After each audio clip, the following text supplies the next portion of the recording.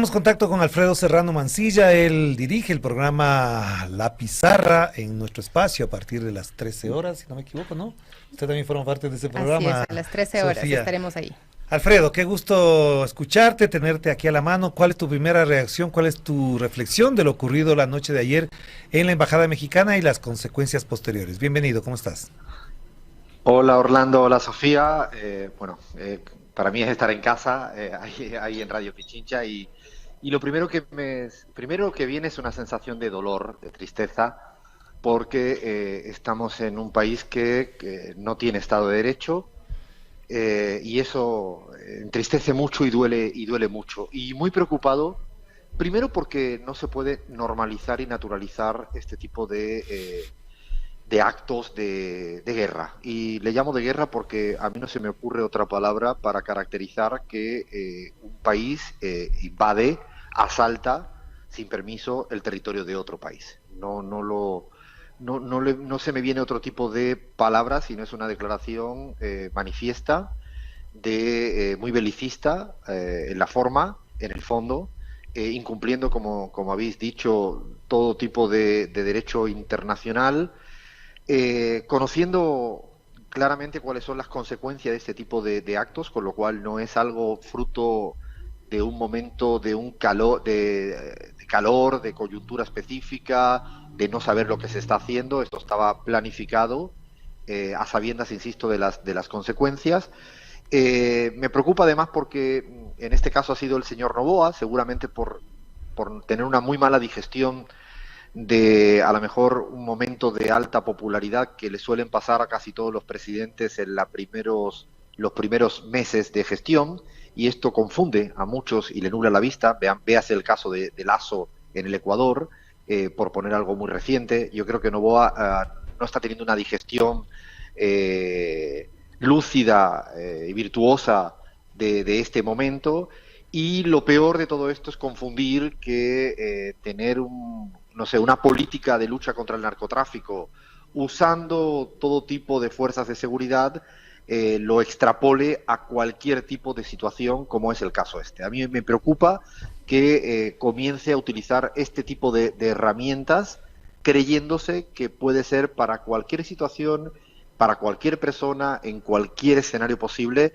Es sumamente peligroso porque en este momento, a mí lo que me parece ya más preocupante es que no tenemos un Estado de derecho democrático en el Ecuador, y no hace falta ni siquiera especular, ni siquiera buscar tesis conspiranoicas, sino lo que ayer pasó es muy dramático en materia de democracia, en materia de derecho. Alfredo, otra consideración que al respecto se ha venido explorando, reflexionando también, obviamente, tiene que ver con este sesgo autoritario que se va imponiendo en América Latina. ¿Cómo valoras, por ejemplo, que ahora los mandatarios se vistan de militares? Vimos a Milei vestido de militar al lado de la señora que representa el Comando Sur, al señor Daniel Noboa le vemos vestido de militar casi todos los días, cada vez que aparece en público. Lo mismo hizo en su momento el señor Guillermo Lasso. Este tinte autoritario, cuando supuestamente han madurado nuestras democracias, ¿a dónde nos puede llevar? Estamos en una suerte de militarización de la democracia, y parecería un oxímoron porque no conjugaría bien Claro, ambas claro, por palabras. supuesto. Y bien es cierto lo que planteas de esta suerte también de buquelización que se está dando en América Latina, con una base que efectivamente es un problema a resolver inmediato, que es la inseguridad que sufre la ciudadanía cotidianamente y lo que es el avance del narcotráfico en toda la región, y eso es un problema a resolver y a discutir con seriedad y con responsabilidad. Pero claro, el uso de las fuerzas del orden de seguridad armadas para teñir cualquier tipo de acción pública, en Argentina hemos visto que se emplean fuerzas de seguridad para una guerra, para atacar a una marcha pacífica de jubilados. Y Ujú. ahora vemos en el Ecuador cómo entran en condiciones de guerra a una embajada de un país extranjero.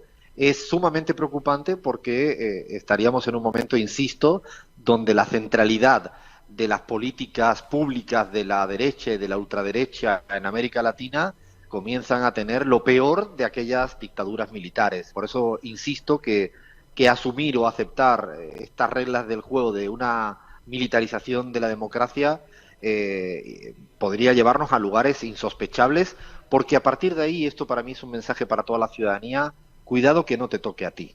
Esto es algo que yo a veces creo que uno con cierta frivolidad piensa que como no te toca a ti, están peleando contra otros. Cuidado que inclusive en el caso de Bukele ya hay muchos estudios de organismos internacionales que están demostrando la cantidad de gente inocente que hay que están en las cárceles. La cantidad de gente, porque hay discrecionalidad cuando se abusa y se utiliza de manera mal este tipo de fuerzas, las fuerzas militares. A mí, la verdad que, y lo que más me preocupa, Orlando, Sofía, es que la comunidad internacional pierda fuerza, fuelle y cada día esté más débil y se circunscriban a un comunicado light para condenar una acción que requiere, insisto, las mayores acciones habidas y por haber, y pedirle las explicaciones al señor Noboa como máximo responsable de esta acción. Eso hemos venido analizando desde muy temprano, ¿no? Que se pasan por alto de una manera tan fácil las resoluciones y los consensos internacionales, no solamente en nuestro país, sino lo que estábamos viendo también a gran escala con lo que está sucediendo en Gaza, ¿no? Depende quién tome las decisiones para ver si se justifica o no, pero cuando hablamos de la militarización de la democracia que tú estabas diciendo, aquí hay algunos que están esperando que Milei, por ejemplo, o el mismo Bukele se pronuncien a favor de esta incursión violenta que se hizo en contra de la embajada mexicana en Ecuador, y hasta el momento no ha sucedido, porque incluso para ellos resultaría muy peligroso hacerlo, Alfredo. Yo estoy expectante también a ver qué dice el Departamento de Estado de los Estados Unidos de América, porque es un aspecto que a mí siempre me ocupa y me preocupa. Y es más, dejo una pregunta un poco ingenua, pero quiero hacerlo en modo de pregunta por ser respetuoso. ¿Esta acción militar fue consultada al gobierno de los Estados Unidos antes de realizarse? ¿Hay algún tipo de consulta previa, después de que en el Ecuador en los últimos tiempos también se han llamado al propio FBI para resolver problemas internos ecuatorianos? Es decir, este tipo de orquesta internacional de los sectores de derechas que están avalando este tipo de acciones son sumamente preocupantes, aprovechándose, y como lo dice, parafraseo permanentemente a Gustavo Petro, a una suerte de hipocresía permanente de los organismos internacionales. Y digo hipocresía porque es la palabra que ha utilizado Petro, y lo ha dicho en los foros correspondientes.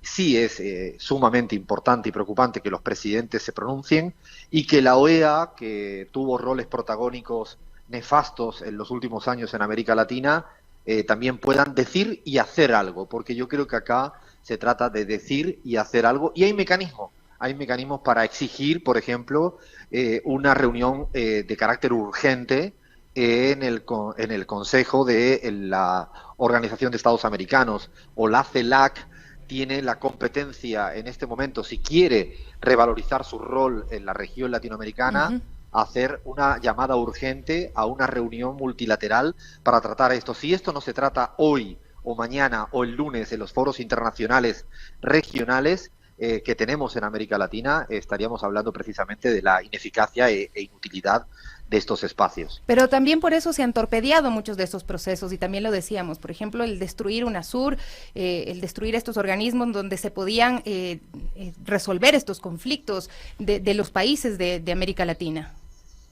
Ojalá, y lo digo pensando en voz alta, habiendo leído las declaraciones ya del propio Gustavo Petro, Luis Arce, de apoyo absoluto al gobierno mexicano y de condena absoluta a lo que ha hecho el presidente Noboa. Ojalá, si los organismos multilaterales no lo hacen, lo hagan desde voluntad propia, de mutuo propio, los presidentes que están condenando este hecho. A mí me parece que sería una imagen necesaria, una reunión, insisto, de carácter urgente en Ciudad de México, donde el presidente Lula, el presidente Petro, el presidente Luis Arce, el resto de presidentes demócratas, porque ya no estoy hablando de progresistas, demócratas, y que respetan las reglas del derecho internacional. Insisto, no creo que sea una cuestión circunscrita al progresismo ni a la izquierda latinoamericana, sino a los que son demócratas y respetan las reglas internacionales. Ojalá de manera urgente, porque esto es exactamente, para mí, de tener dimensiones parecidas a lo que ha ocurrido en otros países en materia de golpe de Estado. Es una violación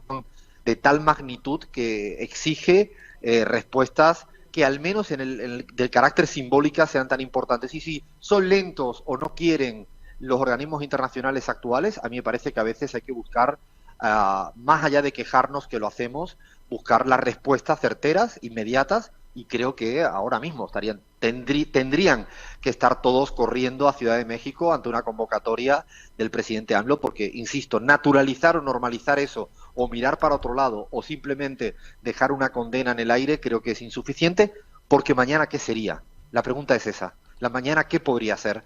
Y eso, la verdad que rompería la convivencia pacífica que presumía la región latinoamericana en el mundo desde hace los últimos años.